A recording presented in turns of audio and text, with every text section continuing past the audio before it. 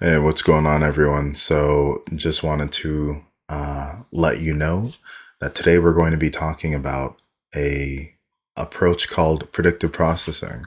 And so, predictive processing as a framework is very important for the rhythm and processing strategies. And in case you didn't know, rhythm and processing is an approach that's designed to address the mental health consequences of complex racial trauma and dissociation.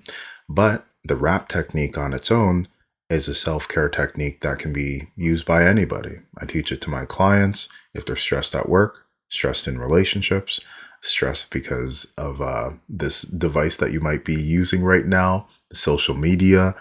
Life's kind of stressful. So we got to find ways of being able to help with the regular everyday stresses, as well as the complex trauma, the difficulties that emerge from difficulties that have taken place in people's lives, specifically their childhood and throughout their lives.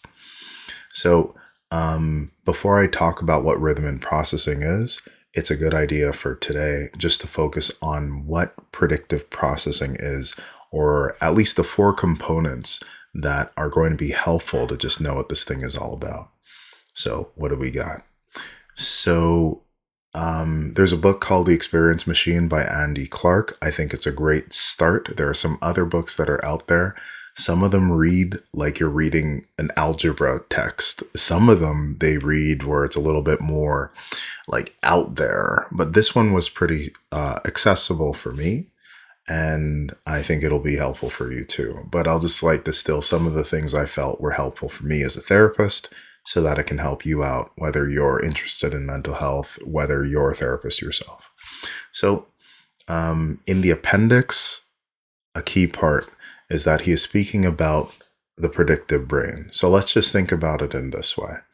Is instead of us thinking about the importance of our senses, touch, taste, smell, and all of that, it's actually our model of reality internally that's actually more important than what we perceive with our senses. Of course, we still need to use our eyes to see, our ears to hear, and all of that.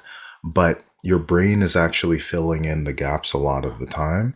And your brain's assessment of what is important or what is salient is actually much more important than what you are seeing. So if you think about it in terms of, there's the phantom phone vibration thing. Let's say, for example, you're chilling at home, everything is all good. All of a sudden, you get a vibration. You check in your pocket, you take out your phone, you're like, yo, who this? New phone, who this? Okay, so same type of thing. You might then be like, okay, I'm going to swipe here, don't want to talk to that person. Or you swipe in the other direction and then you talk to the person, right?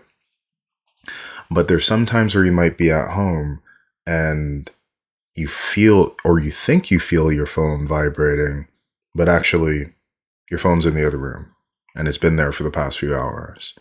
Or you hear some birds outside of your window and you're like, is that my ringtone? And it's like, no, it's not your ringtone. And, your phone is off and all these things. In that case, your senses weren't as important as what you thought it was that was actually taking place. And we use this to our advantage. When people are stressed out about things, they're not usually stressed out about what's happening in the moment. They're usually stressed out about what they thought happened, what they think is going to happen. They usually make pictures in their minds, or they make sounds in their minds. They imagine, they re-experience things. The person who's a trauma survivor, when they think about things from the past, they get drawn into it. So a lot of this stress is visualization. A lot of the stresses we go through is suffering, not just the pain of the experience, but the story around it, what it means about us, right? So it's to know that we use this to our advantage. So there are four key things to know about predictive brains. First is the generative model. So this is the internal reality, call it kind of the knowledge base of the individual. So this is storing all of our experiences, what we know about ourselves, what we predict about, or what we know about the world in general. Then for the second thing is the predictions. So again, we have the generative model, so our knowledge. based on what we accumulate in our lives, we then can make predictions about what's going to happen if certain types of things takes place. And on a moment by moment basis, we can have these predictions. And when I say predictions, I'm not talking about like, tarot card reading, although that is kind of cool. I'm not talking about psychics, although those things are kind of awesome as well. I'm talking about like, if I move my hand, I'm going to touch this. Or if I hear a sound in the woods, that could be like a tiger, or maybe not the woods, but a bear or something like that. So our brain is constantly predicting what's going to take place for our continued survival, right? Next, so we got generative model, we've got predictions, we've got prediction errors. So prediction errors, very important, is that we learn across prediction errors. We grow, we develop across prediction errors. It's when we have a prediction and then it doesn't quite fulfill what we think it is. And so then we learn from that. So the child who's trying to learn how to speak English, through corrections, they think it's that their mouth is going to produce this sound, it produces a different one. Eventually, they learn that if they try to move in specific ways or try to speak in different ways, they're able to pronounce like dada or mama. Eventually, they get to that point. The same with us as well. When we're learning how to drive a car, first it's a little challenging. There's a lot of mistakes that we might make, and there's a lot of surprises that take place. And eventually it gets implemented into our internal model that if we move the wheel this way, then this is what's going to happen. This is how it's going to feel like in our body. If we move it this way, etc., etc. Riding a bike, same type of deal. So the prediction error is when the brain gets surprised by something and then needs to maybe readjust and also update its model. And then lastly is precision. So it's to know that it's not only just about the interpretations that we have about reality or our senses, it's also what it is that we are choosing to focus on and the amount of precision that we have for it, the precision weighting for these things. So precisions are going to alter the relative impact of both sensory experiences and also predictions. Let's say, for example, okay, if I hold my Afro pick up right in front of me, you're probably not going to see it. Maybe if I put it close, I don't know. Anyways, if I put it close to the camera, everything else is going to be a little blurred, okay? If I just look at it, everything around it is being blurred. It's almost as if the brain is increasing the precision weighting of this and literally blurring out everything else. This is helpful for us.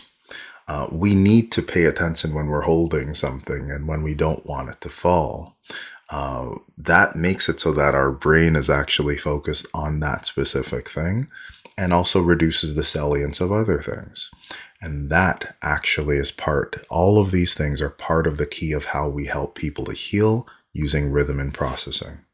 The generative model, the internal model they have of their trauma history, is that the bad thing happened. The prediction is, because the bad thing happened, if I think about it, I'm going to feel bad. Or if something even resembles it, like a trigger, I'm going to feel bad. The prediction error is, actually, instead of you thinking about it and feeling bad, we got this hip hop music for you, or we got this bubbly hot pizza for you, or we have this animal, this cute animal, this good feeling.